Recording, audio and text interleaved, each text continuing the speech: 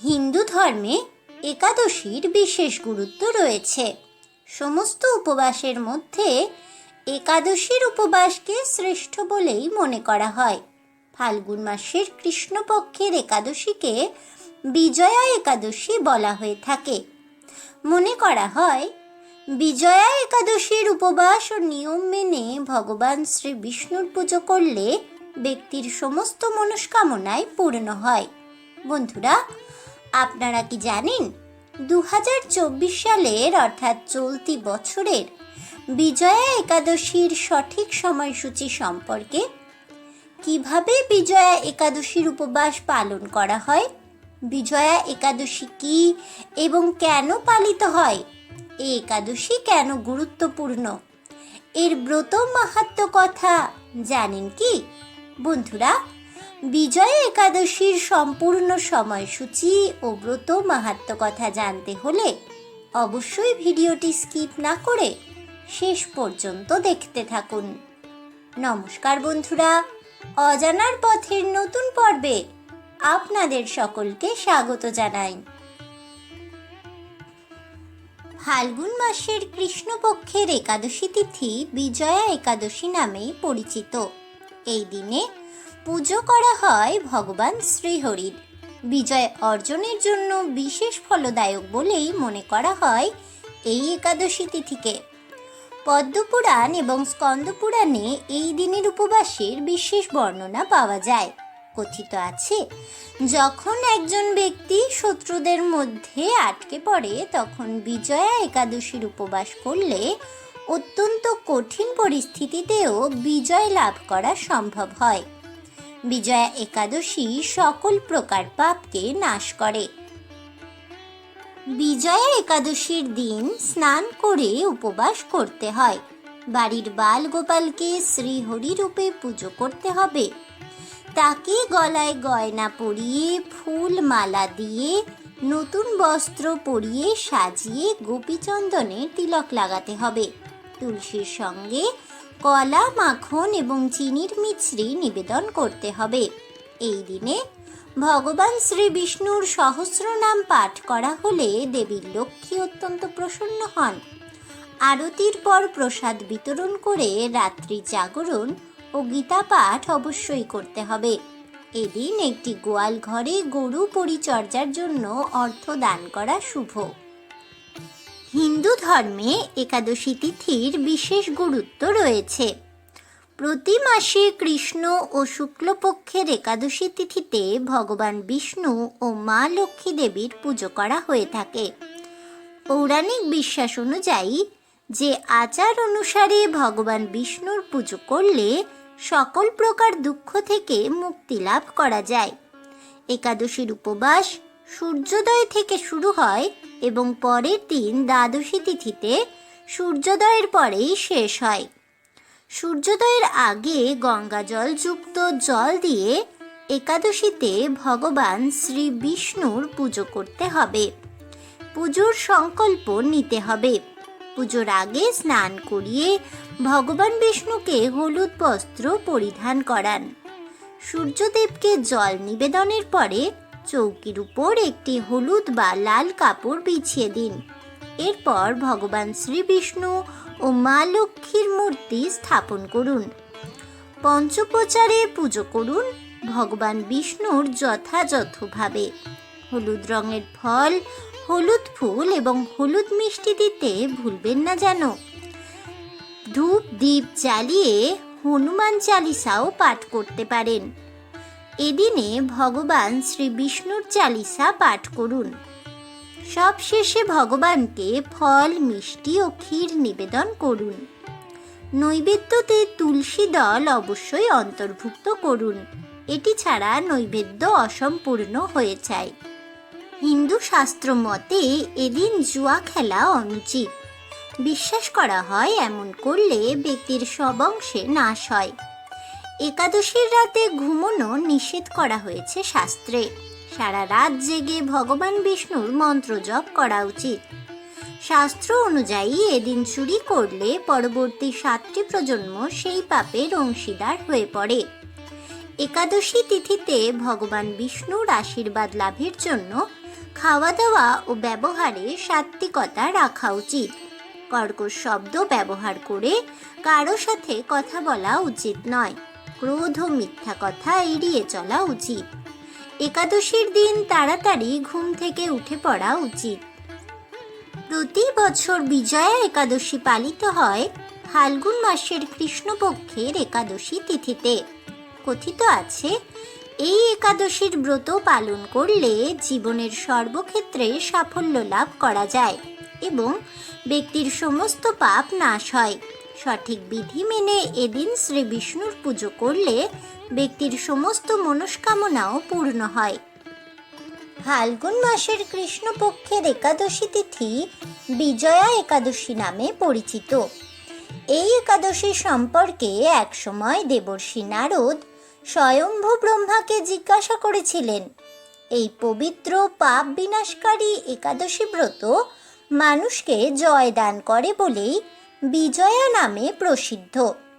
যথাবিধি যে মানুষ এই একাদশী ব্রত পালন করবেন তাদের ইহজগতে জয়লাভ এবং পরজগতে অক্ষয় সুখ সুনিশ্চিত লাভ হয়।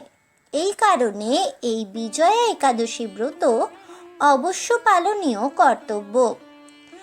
এই ব্রতকথার শ্রবণ কীর্তন মাত্রই বাজপেয় যজ্ঞের ফল লাভ হয়ে যায়।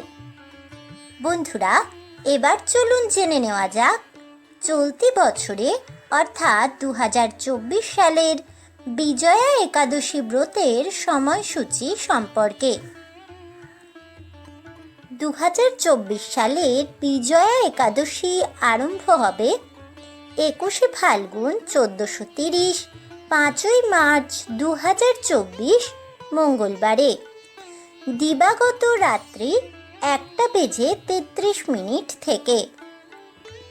বিজয়া একাদশী শেষ হবে 22শে ফাল্গুন 1430 6ই মার্চ 2024 বুধবার রাত্রি 11:59 পর্যন্ত। বিজয়া একাদশীর উপবাস পালিত হবে 22শে ফাল্গুন 1430 6ই মার্চ 2024 বুধবারে।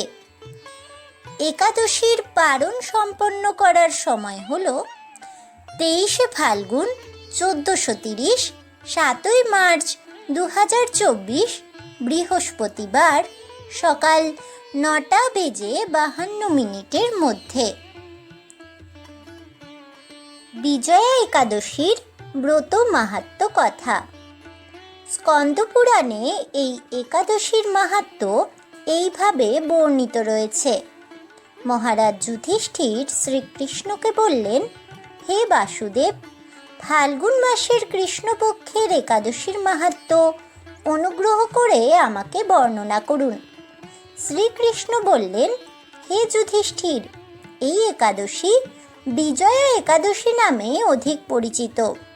এই একাদশী সম্পর্কে একসময় দেবর্ষি নারদ স্বয়ম্ভু ব্রহ্মাকে জিজ্ঞাসা করেছিলেন। তিনি এই প্রসঙ্গে যা বলেছিলেন তা আমি এখন তোমাকে বর্ণনা করছি। এই পবিত্র পাপ বিনাশকারী ব্রত মানুষকে জয় দান করে বলেই বিজয়া নামে অধিক প্রসিদ্ধ। পুরাকালে ভগবান শ্রীরামচন্দ্র 14 বছরের জন্য বনবাসে গিয়েছিলেন। মাতা সীতা ও লক্ষ্মণের সঙ্গে তিনি পঞ্চবটী বনে বসবাস করতেন। সেই সময় লঙ্কাধিপতি রাবণ মাতা সীতাকে হরণ করে। মাতা সীতার অনুসন্ধানে রামচন্দ্র চতুর্দিক ভ্রমণ করতে থাকেন। তখন মৃতপ্রায় জটায়ুর সাথে তাঁর সাক্ষাৎ হয়। জটায়ু রাবণের সীতাহরণের সমস্ত বৃত্তান্ত রামচন্দ্রকে জানিয়ে মৃত্যুবরণ করে। এরপর সীতা উদ্ধারের জন্য বানররাজ সুগ্রীবের সাথে তিনি বন্ধুত্ব স্থাপন করেন। ভগবান শ্রীরামচন্দ্রের কৃপায় হনুমান লঙ্কায় গমন করেন। সেখানে অশোক বনে সীতাদেবীকে দর্শন করে শ্রীরামচন্দ্র প্রদত্ত অঙ্গুরীও তাঁকে অর্পণ করেন। ফিরে এসে শ্রীরামচন্দ্রের কাছে লঙ্কার সমস্ত ঘটনার কথা ব্যক্ত করেন হনুমান। হনুমানের কথা শুনে শ্রীরামচন্দ্র সুগ্রীবের পরামর্শে সমুদ্র তীরে যান। সেই দুস্তর সমুদ্র দেখে তিনি লক্ষ্মণকে বললেন, হে লক্ষ্মণ, কিভাবে এই অগাধ সমুদ্র পার হওয়া যায় তার কোনো উপায় খুঁজে পাচ্ছি না। উত্তরে লক্ষ্মণ বললেন, হে পুরুষোত্তম, সর্বজ্ঞাতা আদিদেব আপনি, আপনাকে আমি কি উপদেশ দেব? তবে বকদালভ্য নামে এক মুনি এই দ্বীপে বাস করেন। এখান থেকে প্রায় 4 মাইল দূরে তার আশ্রম। হে রাঘব, আপনি সেই প্রাচীন ঋষি শ্রেষ্ঠকে এর উপায় জিজ্ঞাসা করুন। লক্ষ্মণের মনোরম কথা শুনে তারা সেই মহামুনির আশ্রমে উপনীত হলেন। ভগবান শ্রীরামচন্দ্র ভক্তরাজ সেই মুনিকে প্রণাম করলেন। মুনিবর রামচন্দ্রকে পুরাণ পুরুষ বলে জানতে পারলেন।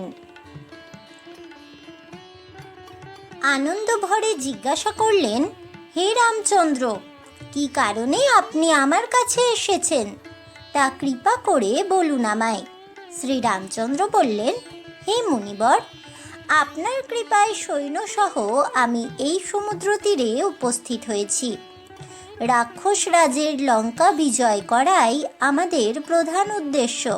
যাতে এই ভয়ঙ্কর সমুদ্র উত্তীর্ণ হতে পারি তার উপায় জানবার জন্য আমরা আপনার কৃপা প্রার্থনা করি। মুনিবর প্রসন্ন চিত্তে পদ্মলোচন ভগবান শ্রীরামচন্দ্রকে বললেন, হে রাম, আপনার অভীষ্ট সিদ্ধির জন্য যে শ্রেষ্ঠ ব্রত করণীয় আমি তা বলছি। ফাল্গুন মাসের কৃষ্ণপক্ষের বিজয়া নামক একাদশী ব্রত পালনে আপনি নিশ্চয়ই সৈন্যসহ সমুদ্র পার হতে পারবেন। এই ব্রতের বিধি শ্রবণ করুন।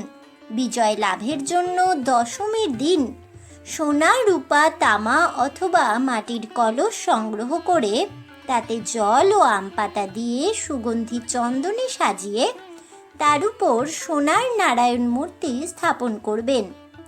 একাদশীর দিন যথাবিধি প্রাতঃস্নান করে কলসের গলায় মালা চন্দন পরিয়ে উপযুক্ত স্থানে নারকেল ও গুবাক দিয়ে পূজা করবেন। এরপর গন্ধ, পুষ্প, তুলসী, ধূপ, দীপ, নৈবেদ্য ইত্যাদি দিয়ে পরম ভক্তি সহকারে নারায়ণের পূজা করে হরিকথা কীর্তনে সমস্ত দিন যাপন করবেন। রাত্রি জাগরণ করে অখণ্ড ঘি প্রদীপ প্রজ্বলিত রাখবেন। দ্বাদশীর দিন সূর্যোদয়ের পর সেই কলস বিসর্জনের জন্য কোনো নদী, সরোবর বা জলাশয়ের কাছে গিয়ে বিধি অনুসারে পূজা নিবেদনের পরেই তা বিসর্জন দেবেন। তারপর ওই মূর্তি বেদজ্ঞ ব্রাহ্মণকে দান করবেন। এই ব্রত প্রভাবে নিশ্চয়ই আপনার বিজয় লাভ সম্ভব হবে। ব্রহ্মা বললেন, হে নারদ, ঋষির কথা মতো ব্রত অনুষ্ঠানের ফলে তিনি বিজয়ী হয়েছিলেন।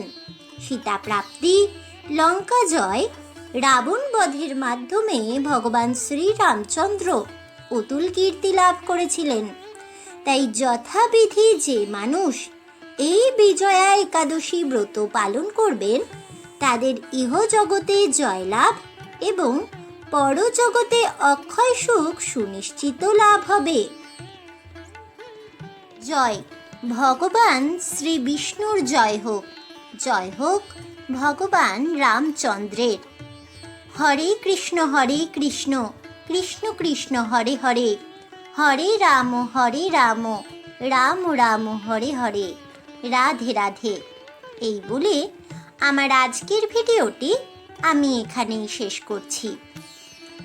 তাহলে বন্ধুরা, 2024 সালে আসন্ন বিজয়া একাদশী ব্রতের সঠিক সময়সূচি, বিজয়া একাদশী ব্রতের পূজা পদ্ধতি এবং বিজয়া একাদশী ব্রতের পারণ সম্পন্ন করার সঠিক সময়সূচি জানতে পেরে ও ব্রত মাহাত্ম্য কথা জেনে আপনাদের কেমন লাগলো অবশ্যই আমাকে কমেন্টে জানাবেন।